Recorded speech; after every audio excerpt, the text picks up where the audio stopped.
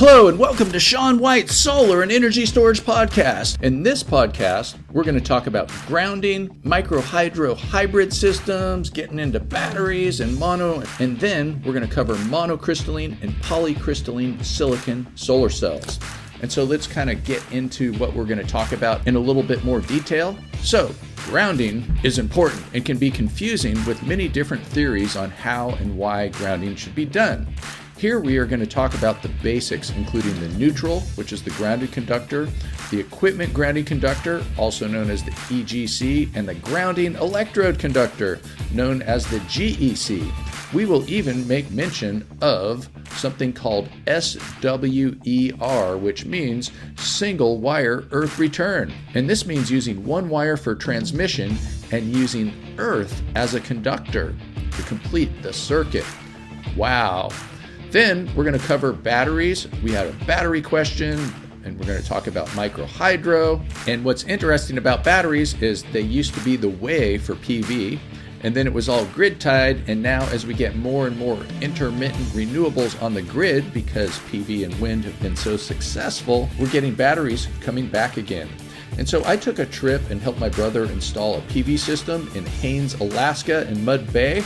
I don't know if you would call it a neighborhood. It's more of like, because it's so off the grid. But anyway, one of his neighbors had a microhydro system, and it was like going back in time for the PV industry. A lot of these systems were 30 years old, and so they'd been around for a while, and we're going to get into that a bit. And next, for our third question, we're going to talk about monocrystalline PV and how it's taken over as the number one type of PV from polycrystalline silicon solar cells in the last few years. And we're going to talk about the differences of how mono and poly are made. So that's monocrystalline silicon and polycrystalline silicon, and a little bit about even where the silicon comes from. So let's get on with it. Okay, the first podcast question that we're going to have for today is from Sierra Smith. And Sierra says, I wanted to double check my understanding of neutral versus ground. Ground wiring is meant to complete the circuit to ground in the case that the metal complete the circuit to ground in case that the metal that we somehow don't want to have current on it somehow gets current. If that ground fault occurs, then it should trigger a fuse which will shut down the system. An electrician then verifies where the ground fault is and fixes it. Neutral is a bit more nebulous to me. I think current flows through the hot wire and returns to the earth through the neutral. What is the best way to understand the neutral? Okay, let's shift gears here now. Remember, neutral gears? Haha. Anybody that drove a stick shift knows what I'm talking about. Grinding gears. Okay, Sierra, here's the answer to your question and the question of the universe. 42. Just kidding. Okay, the answer is an electrode connects to earth, such as a ground rod. So that's your connection to earth, plug it into the earth. The earth has a lot of resistance to it, but it still can conduct electricity. And the higher the voltage, the easier it is to conduct electricity to earth. Did you know that even earth can be a conductor? They have something called single wire earth return. And those are electrical systems that just have one transmission wire, and the return is through earth. You can check this out in Wikipedia or something, in Wikipedia or in other places on the internet. And Australia is kind of famous for this. They only have to bring one wire, and the return goes through earth, and it's probably why kangaroos jump so much. So that's it. The electrode is what connects you to earth. And so that could be like a ground rod or a concrete encased electrode that's encased in concrete, which also can carry some current. And wet earth is more conductive than dry earth. So you might have a little bit of trouble getting a good connection to earth when you're in the dry desert. You might have to just ground it to a cactus or some Joshua tree. Hey, by the way, this is being recorded in Palm Springs. So, what do you connect that electrode to? You connect it to a grounding electrode conductor, also abbreviated as GEC, not to be confused with EGC, equipment grounding conductor. It's GEC, grounding electrode conductor, which goes to the main grounding bus bar in your typical main service panel. Also connected to the grounding bus bar are all of the equipment grounding conductors in your main service panel and the grounded conductors. And those are also known as neutrals. Grounded conductors ends with a D, and that is known as a neutral, and that's usually going to be a white wire, sometimes gray. And equipment grounding conductors, grounding ends with a G, just like grounding electrode conductors and equipment grounding conductors and grounding electrode conductors. They are not supposed to carry current, and they are green or bare. So G is for green, like grounding ends with a G, and it can be green or bare, and those things are not supposed to carry current. And so for our examples here, let's just use a house with a single main service panel. We're not talking sub-panels here yet. And so in your house, in the main service panel, there's going to be one place where all of these wires meet, and it's usually a single bus bar. And if you have a sub-panel, you do not make these things meet there. And this is because we have something called a single point of system grounding. And that's the single point where you derive a neutral. And so that means your neutral, that's that white wire that can carry current, is connected to all the green and bare wires just in one place per system. However, with solar, sometimes we have sort of an exception here, and that's called a supply side connection. And so if you're on the supply side of the main overcurrent protection device, that means between the main breaker and the meter, then you can also derive a neutral over there. In fact, that's the way that you really should do it. And that's because you are on the supply side of the main overcurrent protection device. You have to remember that grounding is not perfect. There's no perfect absolute way to do it. There's benefits to one way and another way, and places are different. And some places have more lightning than others and wetter ground. And so we just have different opinions on ways to ground things. And that's one of the things that expert electrician trainers like to argue about is grounding, just because there's so many different opinions. But we do agree that we need a single point of system grounding. So if you have a transformer, then you're going to derive a neutral differently on the different side of the transformer because you need a different single point of system grounding there because it's a separately derived system when it's on the other side of a transformer. And so what would happen if we did connect the neutral to ground in another place, like at the subpanel? Then we would start to see some currents that were supposed to go on the neutral shared via that parallel pathway down the green or bare wire. That's the equipment grounding conductor. And we are not supposed to have currents on the equipment grounding conductor, so that would be a bad thing. So we make sure not to connect neutral to ground in two places. We only do it in one place, and that makes the voltage of neutral and ground the same. It should always be the same. Might show up a few volts different on your meter because of something like voltage drop, but it's pretty much the same, neutral and ground. If you looked at a plug on the wall, you're going to see your ground is that third prong that you don't always use, and the neutral is the upper left big wider prong. And I said wider, like it's thicker. And so just remember, equipment grounding conductors and grounding electrode conductors, that's EGCs and GECs, are either green or bare wires, but sometimes you'll see green with a yellow stripe. And neutrals are white, sometimes gray when you're talking three-phase and stuff, with higher voltages, just to let people know. And so a neutral in your house, it can carry current. So if you have a 120 volt load, such as a plug in the wall, half of that current is on the neutral. And so if a hot wire, that means not a neutral, sometimes we call it line 1 or line 2, touches another wire, it should cause an inrush of current, and then a circuit breaker will trip and open up the circuit. And so with electricity, open means off. We're not talking plumbing here. Electricity, open, so you disconnect things, it turns something off.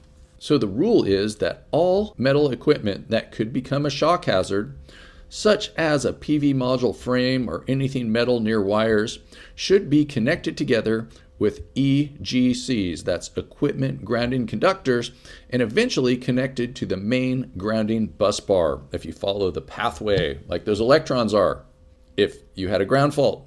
Because remember, we're not supposed to be carrying current there on the equipment grounding conductor. And so if there's a ground fault and everything is properly bonded together with EGCs, that's equipment grounding conductors, then there will be no difference of voltage and nobody will get hurt. So just imagine if you didn't have all of your solar module frames at the same voltage and there was a loose wire on one of them and you touched two different modules that had two different voltages, then that means current would go through your heart, and that's not a good thing when current goes through your heart unless it's the current of your heart muscle that your heart muscle is making.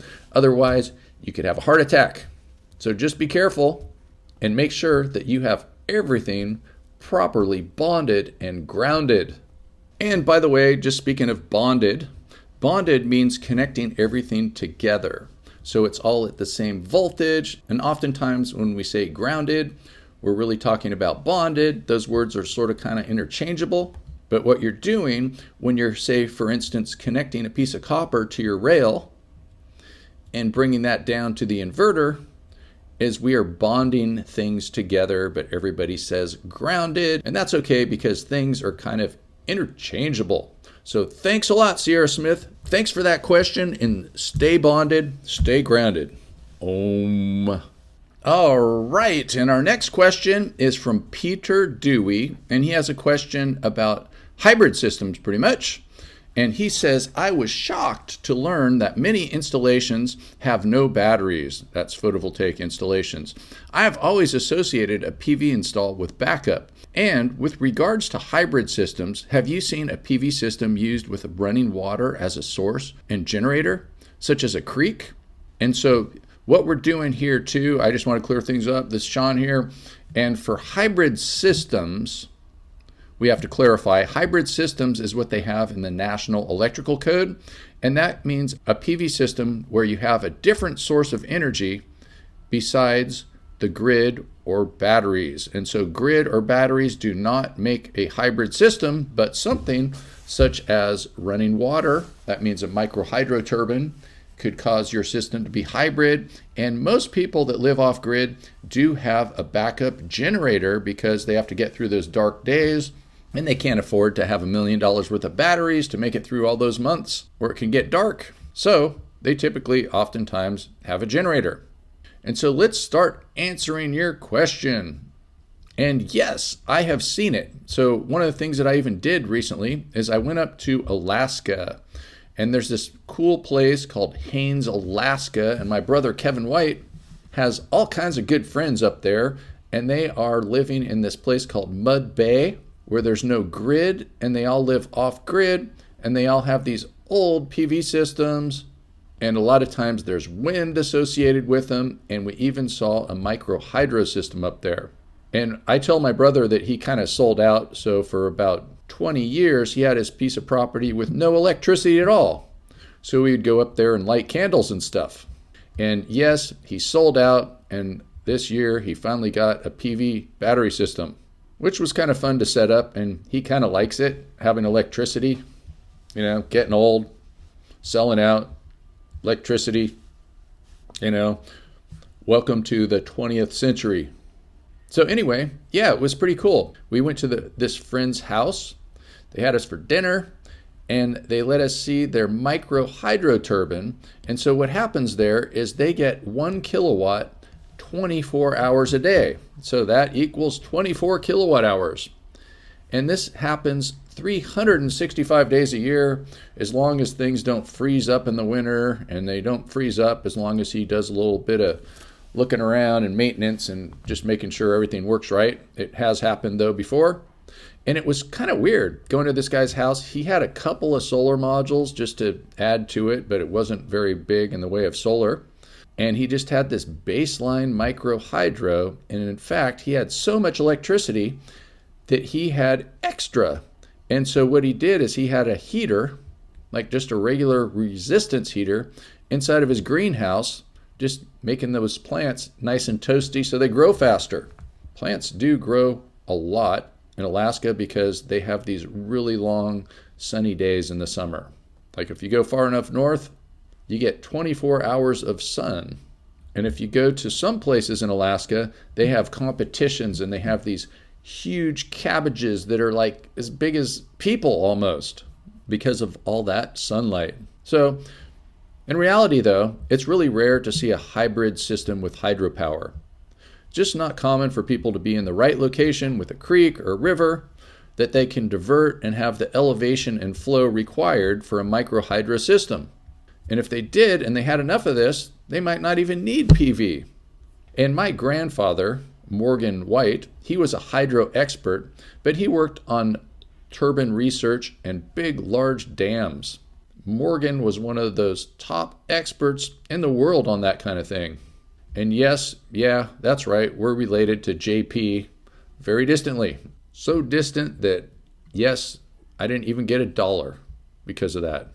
So anyway, fossil fuel generators are very common with off-grid PV systems. Before Y2K, most systems were off-grid. That's because connecting to the grid just didn't pay at all. And so there was not much in the way of a grid-tied PV industry. It was kind of just a novelty. And then along came the year 2000 and the Germans and their feed-in tariff and the PV revolution. And so what we would have then back in the day is expensive PV, very expensive, like $1,000 solar modules and more than that even. And they were smaller. And we had lead acid batteries and a generator with about every system. And it was very interesting to take a tour of all my brother's neighbors' houses up there in Mud Bay and Haines, Alaska. And so these systems were old and not very upgradable, because if you started changing things, the solar modules wouldn't match, the inverters wouldn't match. I saw some big 12-volt systems, and these people, they got to really know their lead acid batteries. They probably had names for the different cells in their batteries, and they'd go, this cell takes a little bit more water than the other ones. And I remember this one guy with a big battery bank that he says that he always keeps it between 190%. And I think he said he was going on 20 years for that battery bank. Just took really good care of those babies. And these wind turbines, they were really cool. But if you thought about it financially these days, even up where we were in Southeast Alaska, so we weren't up in the Arctic Circle where you have 24 hours of night, but the price for PV has gone down so much that it's very hard to make a case for very small wind. Big wind, yeah, you can make a case for that, but you need like $1 billion to start off on a big wind company. And then those big wind turbines can power like thousands of houses. Or should I say energy thousands of houses. Anyway, after grid-tied solar became popular, it was most cost-effective to use interactive inverters with no backup. Adding backup would, in many cases, double the price or triple the price of the system, and with net metering in the early days at least, you would often get the same price for exporting as you would for buying electricity 24 hours a day. Sometimes you still do. It just depends on where you are, and there's so many, like an infinite amount of utilities, it seems like. That means thousands in the US. So the grid was essentially a 100% efficient battery. So think of that. You could send electricity to the grid in the summer in June, and you can take it back out at midnight in December. 100% efficient battery. Now beat that. And those lead acid batteries are about 70% round trip efficient. So there's a lot of losses there. Lithium ion batteries, about 95% efficient round trip. And green hydrogen, saving electricity that way, going from electrolysis of water and then storing that hydrogen and putting it back into a fuel cell to make electricity, round trip efficiency, 35%. Ugh, that's very tough to make a case for. Unless PV is free, and the way that PV is getting so cheap these days, it will be free soon. Hey, I just thought of a new government program. Free PV. Just the government should just make a big factory and make it for free. Okay. Now storage is making a big comeback since there is more intermittent solar and wind on the grid. We are seeing different policies where people can get a return on investment for having energy storage, but you really have to check with where you are. In most places, there's not a return on storage, so people are paying for the security of backup for when the grid goes down. Prepping. Or sometimes the grid really does go down a lot in different places.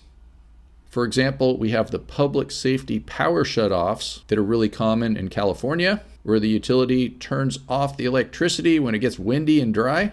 We can have hurricanes, all kinds of good reasons to have some backup.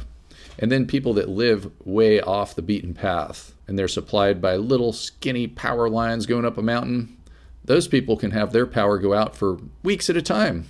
And in some places, this is very interesting, it is popular to have storage without backup. So that's right, I said to have batteries at your house and no backup at all. And that's pretty common in places like Germany. And so Germany, there's a high penetration of solar on the grid, and the grid is super stable. So it's not worth it to pay those couple extra €1,000, which is a little bit more than $1, in order to have backed up loads. Besides having the battery, you have to rewire stuff, and that can cost a couple €1,000. And so they're strictly doing something called self-consumption. And that's what mostly the batteries are doing in Hawaii these days too, when people put batteries on their houses in Hawaii. What they do is during the middle of the day while they're not home, they charge the battery, and then in the evenings as they start to use more than they're making with their solar system, they use that battery, and then ideally their battery is low when the sun comes up in the morning. And then you know what they do the next day? They do the same thing, and that's called self-consumption. And in Hawaii and in some places, they're not even allowed to export. And so that's a really good case for a battery, especially when you have expensive electricity and a big PV system that's big enough to export a substantial amount of electricity, say when you're not home, sometimes like in the middle of the day. And another place that has a high penetration of solar that does stuff like this is Australia, mate. And we're going to see this happen more and more as time goes on, because solar will soon be everywhere. And then we need to make incentives so people get some batteries so we don't over inundate the grid midday. And we're seeing some of this in different places in California too, where they change the rate structure for new customers. And if they make the difference in the price of electricity enough between midday and evening, so midday cheap electricity, evening expensive electricity, that's called time of use. If the delta, that's the difference in price, is enough, then that makes a good case for having an energy storage system. Plus, there can be also other benefits, such as rebates for the energy storage system. But if you have true net metering, where it's just the same price year-round, importing and exporting, then it really doesn't make a good case for a grid-tied battery. Okay, thanks for that great question, Peter Dewey. Okay, and here's the last question for today's podcast. This one comes from Todd Falcone. And the question is about poly and monocrystalline. And it says, are polycrystalline PV modules more popular than monocrystalline PV modules? SunPower is the company that I've been studying, and so I don't know much about polycrystalline. Are most utility scale projects polycrystalline? All right, it's the mono-poly talk. Let's talk about these different solar cells. And so just to kind of sum up what these different solar cells are, is monocrystalline is better than polycrystalline. However, the monocrystalline of 5 years ago probably isn't as good as the polycrystalline of today, because things get better and the difference is kind of close. However, SunPower is known for making super efficient solar that costs more. I remember when I used to work for a SunPower dealer, we called it the Mercedes of solar. You can't really call it the Tesla of solar because they already have their own solar. So maybe we can call it the electric Mercedes of solar. How about the electric McLaren or electric Ferrari of solar? Anyway, they're known for being super, super efficient and costing a little bit more. Of course, if something's better, it costs more. And so let's talk a little technical about what's going on here. And so silicon crystal, what silicon is it's the second most abundant element in the Earth's crust. That's right after oxygen. What do you know? The Earth's crust, number one element is oxygen? I thought that's what I was breathing. But that stuff that I'm breathing gets oxidized, and it combines with things like silicon and iron and all kinds of things, and makes things like rock and dirt. And it's just a big part of this crust that we are over right now. Unless you're in Hawaii, then you're on magma maybe. if you're like lava surfing. Anyway, that's a dangerous sport. So we get the silicon, and then we put a little bit of boron in it usually, sometimes phosphorus, if it's N-doped, like SunPower is N-doped. But it's mostly pretty much silicon, and it's molten, and it was really hard to refine, and it's 7 nines pure. That's like 99.999 until you have 7 nines. And if you had 99.9% pure silicon, that would be garbage because it wouldn't work, because it has to be super pure. Like for a computer chip, same thing. Yep, crystalline silicon. Computer chips, solar cells, or at least most solar cells. There's some exceptions like thin film solar. So then we have this silicon that's been refined, that's doped up with a little bit of a doping agent, such as boron or phosphorus. Then we have to make cells out of it, solar cells out of it. So what do? We take that molten silicon, and to make polycrystalline, we just pour it in a mold and let it harden. And when it hardens, there's sort of like a flaw in a diamond, and they call that multicrystalline or polycrystalline because there's multiple crystals. Well, if we want to make it pure, like one single crystal, monocrystal, it's sort of like a candle making process. And so what they do is they take a seed crystal, that's a piece of crystal silicon that's already monocrystalline. It's kind of long, maybe kind of like a candle, and they dip it in and spin it as it's dipped into molten silicon, and they bring it up slowly, and it's kind of like a candle making process.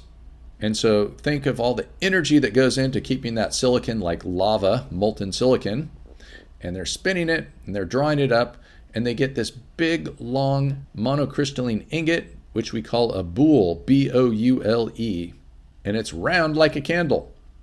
And then they take cheap diamonds, those are industrial diamonds, not like the ones you put on your fingers, with wires, and so they have a diamond wire saw blade, and they saw these things as thin as they can. They'll do that with the monocrystalline and the polycrystalline. They saw them as thin as they possibly can. And then they get these super thin solar cells, and they get sawdust. They call that sawdust kerf loss.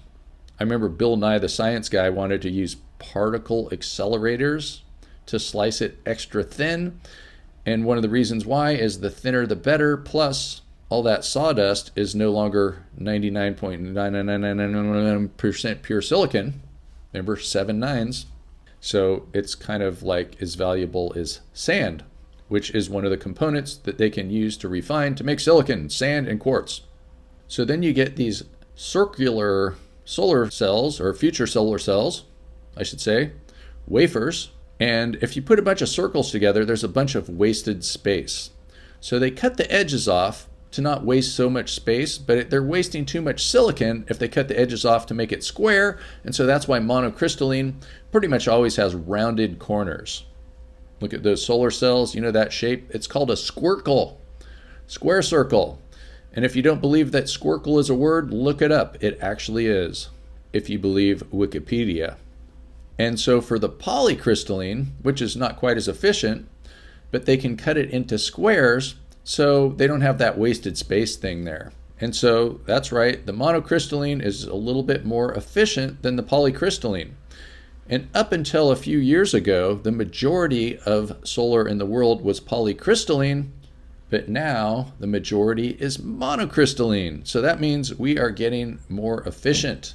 And I remember too that people used to say, oh, I'm going to only use mono, but really what you should do is look for what's the best PV and the best efficiency.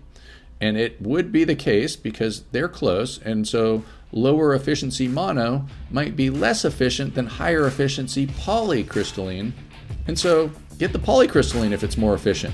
But these days, I guess the penciled out best deal typically is going to be for monocrystalline.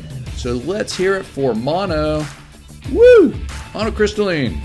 Thanks again for listening to Shawn White's Solar and Energy Storage Podcast. To find out more about everything under the sun, including energy storage systems, batteries, go to solarsean.com.